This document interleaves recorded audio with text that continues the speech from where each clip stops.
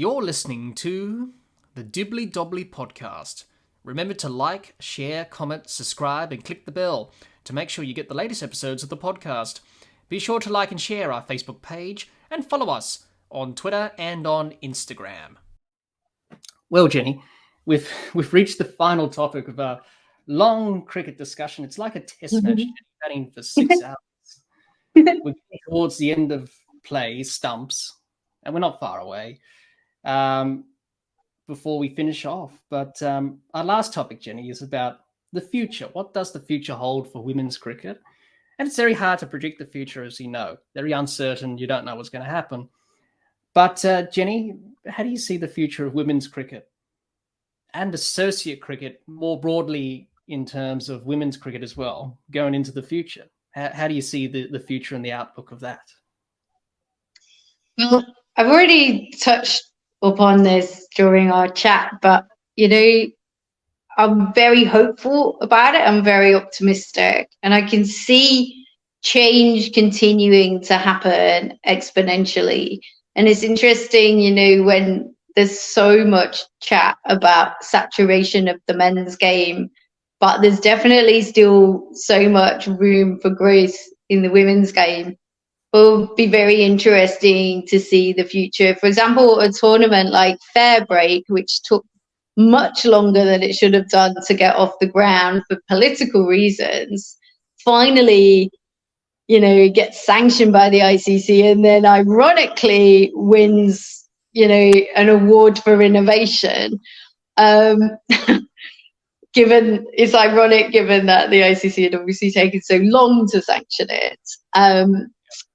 But I don't know about the future of Fair Break and its longevity, for example, because it's almost not exactly making itself redundant, but it will be hard for the marquee players to have availability for that. But it's such a great platform for the associate players, which is then not always reflected in the auctions and availability in, say, the WPL or the English leagues, because there's loads of really good talent in the associate countries, but they suffer for being from associate countries. And then, Fair Break's given them a chance, and in some ways, and that's been enough to change people's lives within that. But I can't see Fair Break lasting that long, sadly. I'd love to be proven wrong, but you're always a hostage to fortune when you make a prediction. Just really looking forward to seeing what's going to go on with the WPL this year. I just feel like women's cricket, and I keep saying women's sport in general, just at the beginning. I feel like it's going to be really interesting to continue to watch how female athletes negotiate the astronomical sums that are now available for them. I would like a bigger appreciation of the recent women's history for cricket, of the people, these, to me, the phrase seems to be that these women are standing on the shoulders of invisible giants, but they have no interest in knowing who the women are who's paved the way for them. And I would like to see that I would like to see that change. But again, we will have to see. There was another point I was going to make, which I cannot remember. But it was a good one.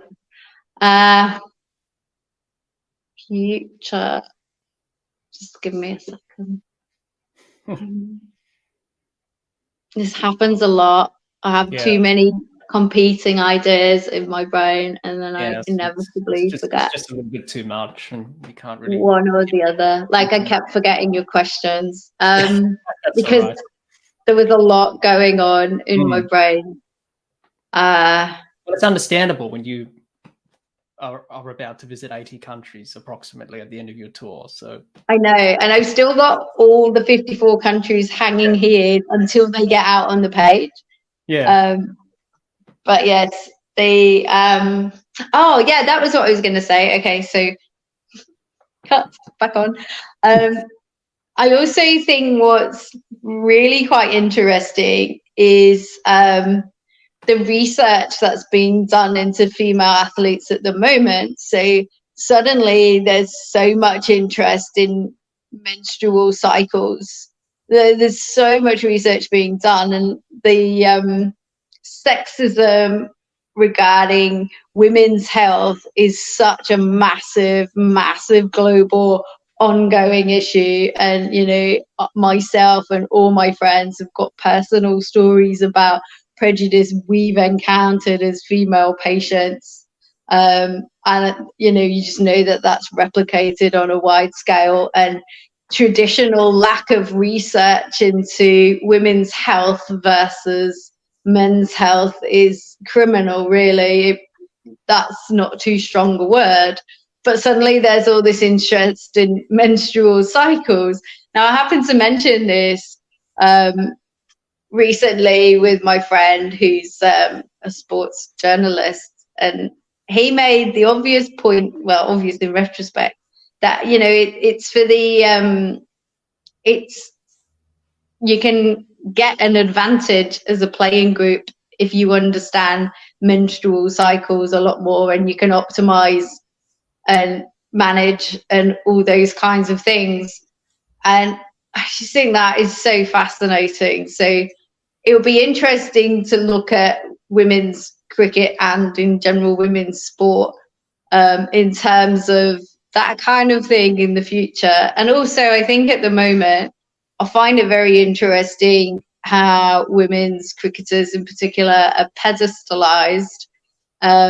And there doesn't seem to be any negative media around them in the way that you get in the men's game. Yep. But I'll be interesting. That's going to change in the future. I mean, it was a watershed moment when media started being critical of the players in the first place, like their play on the pitch, when they hadn't been used to that. And I know certainly myself, I was very mindful when I was one of the only cricket voices for women in the world, that most of the time my job was to educate and inform. I certainly wasn't at entertainment level, which I could do with the men, because you can assume a certain level of knowledge from your reader, but also these male players are professionals. So, you know, you're more legitimized in making some critical, like constructive, but nevertheless critical comments on male cricketers that you couldn't with the women.